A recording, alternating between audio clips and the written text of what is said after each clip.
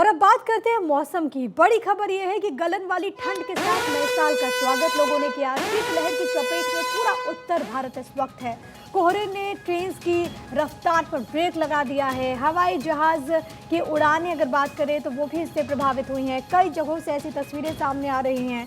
लोगों का बुरा हाल है। हालांकि इस बीच जो लोग पहाड़ी राज्यों का रुख कर रहे हैं वो अभी आनंद ले रहे हैं कि वहाँ पर बर्फबारी हो रही है। हालांकि इसके विपरीत एक तस्वीर वो भी आती है जहाँ पर अब जो वाटर सप्लाई है वो प्रभावित हुआ है। ऐसे में जो वहाँ के लोकल्स हैं उनकी दिक्कतें काफ़ी ज़्यादा बढ़ चली हैं। ये कुछ तस्वीरें आपकी टीवी स्क्रीन पर। नई दिल्ली की तस्वीरें आप देखिए। सराय काले खां से लेकर के रेलवे स्टेशन और उद्योग भवन से लेकर के कमला मार्केट तक की तस्वीरें। लोग अलाव का सहारा ले रहे हैं और मौसम विभाग ने जो अंदेशा जाहिर किया है वो ये कि अभी भी लोगों को राहत नहीं मिलने वाली। हालांकि मौसम विभाग की तरफ से ये भी कहा गया था कि नए साल पे हो सकता है कि दिल्ली और बाकी के हिस्सों में बारिश हो। हालांकि अभी तक तो बारिश नहीं हुई है, लेकिन अब उम्मीद लोग ये कर रहे हैं कि अभी ठंड जो है वो और ज़्यादा बेकाबू ना हो जाए, क्योंकि जाहिर है कि जब बारिश होगी तो और भी ज़्यादा टेम्परेचर में गिरावट देखने को मिलेगा। बहरहाल ये चार तस्वीर आपकी टीवी स्क्रीन पर। लोग इस भीषण ठंड से बचने के लिए अलाव का सहारा ले रहे हैं और इस वक्त देखिए किस तरीके से सर्दी पड़ रही है। लोग नए साल का जो वेलकम है किसी अगर बात करें पहाड़ी राज्यों की तुलना में दिल्ली की अगर बात करें तो यहाँ पर भी आपको वैसी सर्दी देखने को मिलेगी और देश के अलग अलग हिस्सों में भी यही हाल इस वक्त देखने को मिल रहा है। और इस वक्त अलग अलग जगहों से मेरे सहयोगी मौजूद हैं। दिल्ली से अभिषेक आनंद ने हमें ज्वाइन किया है, भोपाल से अखिलेश सोलंकी और श्रीनगर से सैयद तजम्मुल हमारे साथ इस वक्त मौजूद हैं। आप तीनों को हैप्पी न्यू ईयर। और सबसे पहले आपको श्रीनगर ही ले चलते हैं। सैयद तजम्मुल, किस तरीके से वहां पर इस वक्त सिचुएशन बनी हुई है? लगातार बर्फबारी हो रही होगी, पर्यटकों के चेहरे तो खिले होंगे, लेकिन आम लोगों की मुश्किलें बढ़ गई होंगी। बिल्कुल, देखिए जम्मू कश्मीर में चूंकि दो अलग अलग सूबे हैं और जम्मू में अच्छी खासी धूप है, टेम्परेचर 8 डिग्री के आसपास है। श्रीनगर में मौसम खुला खुला सा है, फॉग हल्का सा है, लेकिन -5 डिग्री में रात श्रीनगर वासियों ने गुजारी। इसका अंदाजा आप लगा सकते हैं कि गुलमर्ग, पहलगाम, यूसमर्ग, सोनमर्ग और बाकी जो पर्यटक हैं, जो डेस्टिनेशंस हैं, वहां पर बड़ी तादाद में जो है टूरिस्ट कल रात तकरीबन 10, 11, 12 बजे तक नए साल की आमद का इंतजार करते रहे। लेकिन कोहरा, धुंध और सर्दी की वजह से थोड़ा सा एडवाइजरी, मेडिकल ओपिनियन लेना बड़ा लाजमी है। और जो इन इलाकों में चूंकि डल झील का इलाका है, उसके बाद नगीन लेक है, वुलर लेक है, ये जो वाटर बॉडीज हैं जम्मू कश्मीर की, यहाँ इलाके में सर्दियां बहुत ज्यादा है। बांडीपोरा में -5, श्रीनगर में -5, शोपियान में -6 और इसी तरह से पहलगाम और बाकी इलाकों में -7 के आसपास में टेम्परेचर रात का चला गया, जिससे कहीं ना कहीं अलाव जलाने पे लोग मजबूर हो गए। गर्म मलबूसात और बड़े मरून के वुलन जैकेट्स वगैरह पहनने के बाद ही बाहर आ जाता है। लेकिन तजम्मुल, अगर आप एक बार तस्वीर दिखा पाए, क्योंकि पीछे मुझे कोहरा नजर आ रहा है। देखिए ये तस्वीर जो है ये जम्मू की है, क्योंकि जम्मू में मौसम जो है वो थोड़ा सा बेहतर है और निस्बतन जो कि कश्मीर का जो है मौसम वो थोड़ा सा हल्का सा खराब है। लेकिन जम्मू की तस्वीरें कुछ बेहतर है और जम्मू इस साल जो है दिल्ली, शिमला और बाकी जगहों से जो है थोड़ा सा बेहतर टेम्परेचर में गुजरा, जबकि कश्मीर यानी -+ का टेम्परेचर जो है जम्मू का +8 डिग्री सेल्सियस है, जबकि -5 डिग्री जो है तकरीबन 14 डिग्री का जो डिफरेंस है वो जम्मू और श्रीनगर के बीच में है। ठीक है, यानी कि जम्मू के लोगों के लिए एक राहत तो जरूर है। हालांकि श्रीनगर में, जिसका आप जिक्र कर रहे थे कि बर्फबारी वहां पर हो रही है, दिल्ली का रुख कर रहे थे। अभिषेक हमारे साथ, हमारे सहयोगी मौजूद हैं। अभिषेक, जाहिर है कि अगर पहाड़ी राज्यों में बर्फबारी होगी तो उसका असर मैदानी इलाकों में देखने को मिलेगा। नई दिल्ली में इस वक्त सिचुएशन कैसी? सबसे पहले तो आपको हैप्पी न्यू ईयर। और जिस तरीके से जब मैं ग्राउंड पे जब आया तो देखा तो काफ़ी ठंड का भी माहौल है, क्योंकि इस तरीके जब मैं इंडिया गेट पे जब मैं वहाँ पे जब देखा तो लोग जो है वहाँ पर काफ़ी अपना सारा जैकेट्स वगैरह जो गर्म कपड़े जो होते हैं वो लेकर के बाहर निकले हुए हैं, क्योंकि ठंड का जो मौसम जो है वो दिन प्रतिदिन बढ़ता ही चला जा रहा है। आपने कुछ समय पहले 2-3 दिन पहले भी आपने देखा था कि विजिबिलिटी इतनी कम हो गई थी कि गाड़ियाँ भी जो हैं वो काफ़ी कम रफ्तार में चल रही थी। साथ ही साथ ट्रेन की भी जो टाइमिंग जो है उसको भी ये कर दिया गया है, 4 से 5 घंटे लेट चल रही है, ट्रेन भी लेट चल रही है, फ्लाइट्स भी डिले चल रहे हैं, इस जिसके वजह से जो ये विजिबिलिटी जो है, कोहरा जो है वो कहीं ना कहीं वो बढ़ता ही चला जा रहा है। सुबह के समय में अगर मैं अभी भी बात करूँ तो 14 डिग्री की सेल्सियस है अभी, लेकिन ठंड जो है वो ऐसे ही है, वो ठिठुरन टाइप का ठंड है, और इसके वजह से भी लोग जो है वो बाहर निकल भी रहे हैं, तो काफ़ी अपना प्रिकॉशन लेकर के निकल रहे हैं। ठीक है, ये बहुत ज़रूरी है कि एहतियात बरते। ठीक है अभिषेक, मैं लौट रही हूँ आपके पास, अखिलेश मौजूद हैं, लेकिन सबसे पहले एक बड़ी खबर मिल रही है, वो अपने दर्शकों को बता देते हैं, फिर अखिलेश और बाकी के सहयोगियों के पास लौटती हूँ मैं।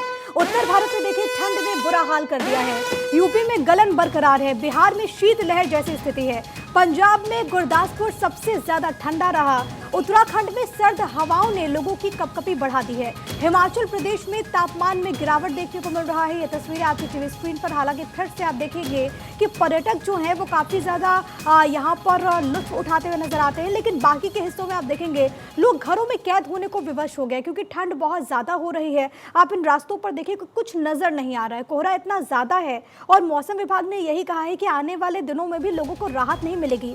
दिल्ली, वाराणसी, कानपुर की तस्वीरें, जिसके जरिए आप अंदाजा लगाइए कि सर्दी का सितम इस वक्त किस तरीके का है। वाराणसी में तो कुछ भी नजर नहीं आ रहा, कानपुर में भी हाल कमोबेश ऐसा ही बना हुआ है। दिल्ली की बात करें तो लोग इस वक्त रैन बसेरों का सहारा ले रहे हैं, अलाव जला रहे हैं ताकि थोड़ी बहुत राहत मिले, लेकिन अभी जो स्थिति बनी हुई है उसके अनुसार लोगों को आने वाले वक्त में भी राहत मिलने की उम्मीद नहीं है। अब कैसे यातायात प्रभावित है वो आप जरा समझिए। लंबी दूरी की जो ट्रेन हैं वो इसकी वजह से देरी से चल रही हैं। बनारस नई दिल्ली एक्सप्रेस लेट चल रही है, किस तरीके से यातायात प्रभावित हुआ वो हम देख रहे हैं। प्रयागराज एक्सप्रेस लेट चल रही है, यात्रियों को दिक्कतें हो रही हैं। रीवा आनंद विहार एक्सप्रेस काफ़ी देर चल रही है, अब जो यात्री इसमें सवार हैं उनको तो दिक्कतों का सामना करना पड़ रहा है, लेकिन ऐसे में किस तरीके से वहाँ पर जो अलग अलग रूट के जो ट्रेन हैं वो इससे प्रभावित हुए हैं। आप इस तरीके से भी समझिए कि 21 ट्रेन लेट हुई हैं, कई ऐसे ट्रेन हैं जिनको कैंसिल तक कर देना पड़ा, क्योंकि कई हिस्सों पर जो कोहरा है उसका असर देखने को मिल रहा है। जो लोग बनारस जाते हैं, नई दिल्ली बनारस से ट्रैवल कर रहे हैं, उनको दिक्कतें हो रही है। तमाम सहयोगी हमारे साथ लगातार बने हुए हैं। Akhilesh Solanki state editor MP हमारे साथ जुड़े हुए हैं। भोपाल में क्या हाल है ये हम जानते हैं। अखिलेश, भोपाल तो झीलों की नगरी है और वहाँ पर तो मौसम वैसे ही बहुत खुशनुमा होता है, इस बार ठंड में वहाँ से कैसी तस्वीर? देखिए, अगर भोपाल का जिक्र करें तो भोपाल में सर्दी है, लेकिन उतनी सर्दी नहीं जो बाकी इलाकों में मध्य प्रदेश की पड़ रही है, और खासतौर से भोपाल से सटा जो विदिशा है, बीना है, यहाँ पर कड़ाके की ठंड है। और कोहरे का मैं जिक्र करूँ तो ग्वालियर की बात हो, जबलपुर की बात हो या रीवा संभाग की बात हो, जमकर यहाँ पर कोहरा पड़ रहा है, घना कोहरा है। और जब 12 बजे दोपहर हो रही तब भी ग्वालियर से खबर ये है कि वहाँ पर अभी भी कोहरा मौजूद है। राजधानी में सवेरे 9 बजे तक ठंड की दस्तक रह रही है, लेकिन दोपहर में कह सकते हैं कि गर्मी थोड़ी सी लगती है यहाँ पे। दूसरी बात यह कि आज से लेकर 4 तारीख तक बारिश का अनुमान मौसम विभाग ने जताया है। अगर जबलपुर का जिक्र करें, सागर संभाग का जिक्र करें और रीवा संभाग का जिक्र करें तो 4 संभाग ऐसे हैं जहां पर बारिश हो सकती है, और बारिश के कारण अगले 4 दिन में राजधानी में भी ठंडक दस्तक दे सकती है।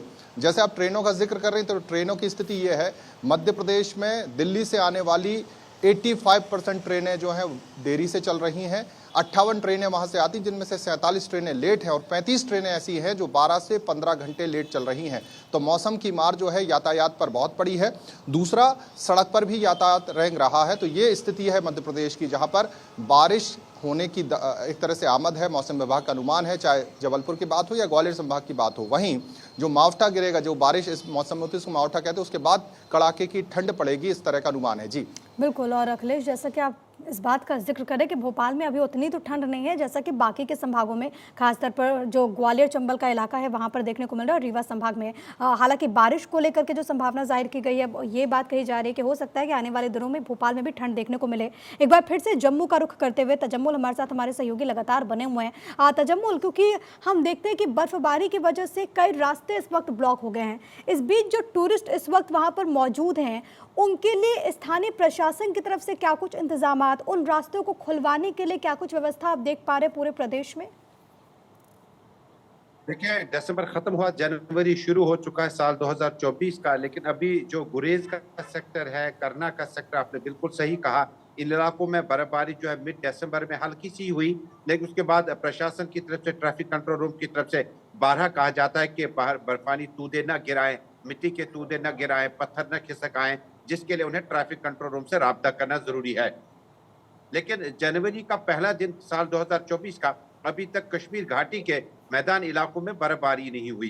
इसका गालिबन ये मतलब है कि आने वाले वक्त में ड्राई स्पेल और कुछ दिनों तक चलेगा, लेकिन हल्की जो बर्फबारी गनीमत समझकर जो गुलमर्ग पहलगाम में इस वक्त है, पर्यटक उसको बिल्कुल अपने साथ साथ रख रहे हैं और ये चाहते हैं कि ज्यादा से ज्यादा बर्फबारी हो ताकि गंडोला में राइड करके ये अफरवट की ऊंची पहाड़ियों तक जो बर्फ पड़ी हुई है उसको देख के वापस आए। जैसे कि गुलमर्ग का मैदानी इलाका गोल्फ कोर्स का इलाका है, हल्की बर्फबारी हुई है जहां पर कल नए साल के मौके पर कई कार्यक्रम सरकार की तरफ से रखे गए, टूरिज्म डिपार्टमेंट की तरफ से, कि उसके बाद जनवरी एंडिंग में खेलो इंडिया के मुकाबले यहाँ पर आपको देखते जाएंगे। लेकिन उसके लिए सबकी दुआ है कि बर्फबारी हो जाए। बर्फबारी का फिलहाल नामो ठीक है, और निशान तक इसको नहीं है लेकर इन इलाकों के में, लेकिन स्थानीय जितनी प्रशासन भी बर्फबारी पूरी हुई है तरीके वो से जमा है। अलर्ट है। जी हाँ, कुछ तस्वीरें भी हम अपने दर्शकों को इस वक्त दिखा रहे हैं, दिल्ली, प्रयागराज, कानपुर और चंडीगढ़। एक बार दिल्ली का रुख कर लेते हैं। अभिषेक हमारे साथ, हमारे सहयोगी मौजूद हैं। अभिषेक, क्योंकि दिल्ली में बीते कुछ दिनों की अगर बात करें तो ठंड में दोपहर के वक्त कम से कम लोगों को थोड़ी बहुत राहत मिल रही थी, लेकिन 31 और आज 1 तारीख, आज ये दोनों दिन तो बहुत ज़्यादा ठंड पड़ी है। रैन बसेरों को लेकर के अगर करें हम बात, तो रैन बसेरों में क्या कुछ प्रबंध है, क्या कुछ फैसला लिया गया दिल्ली सरकार की तरफ से?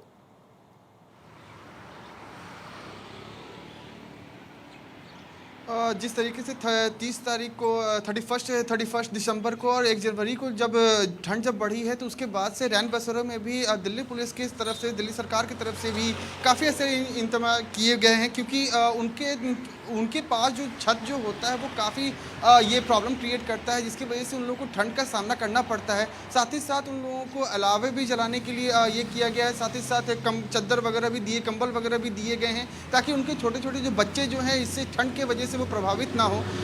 बाहर भी जो निकलते हैं तो उनको भी ये भी कहा गया है कि आपका कपड़ा पहन करके बाहर निकले, गर्म कपड़ा ले करके बाहर निकलें, क्योंकि ठंड जो है वो दिन प्रतिदिन बढ़ता ही चला जा रहा है। अगर मैं बात करूं, अगर मैं ग्राउंड लेवल पे अगर बात करूं, तो गाड़ियों की अगर मैं बात करूं तो यातायात भी जो है वहाँ पे दिल्ली में काफ़ी प्रभावित भी हुआ है, क्योंकि बाहर में जो लोग जो विजिबिलिटी की वजह से रात के टाइम पे जो नाइट शिफ्ट के जो लोग जो रहते हैं, जो ऑफिस जो जाते हैं, तो उसमें भी काफ़ी ऐसी प्रॉब्लम्स आ रही है, क्योंकि हेडलाइट्स काम नहीं करते, फॉग लाइट्स काम नहीं करती, जिसकी वजह से भी काफ़ी ऐसी प्रॉब्लम्स आ रही है, लोगों को बाहर निकलने में और भी ऐसे में दिक्कतें आ लोगों रही को हैं। बहुत ज़्यादा सावधानी बरतने की ज़रूरत है। आप तीनों का बहुत धन्यवाद। अखिलेश बहुत शुक्रिया, अभिषेक बहुत धन्यवाद, और सैयद तजम्मुल आपका ही बहुत शुक्रिया हमारे साथ जुड़ने के लिए।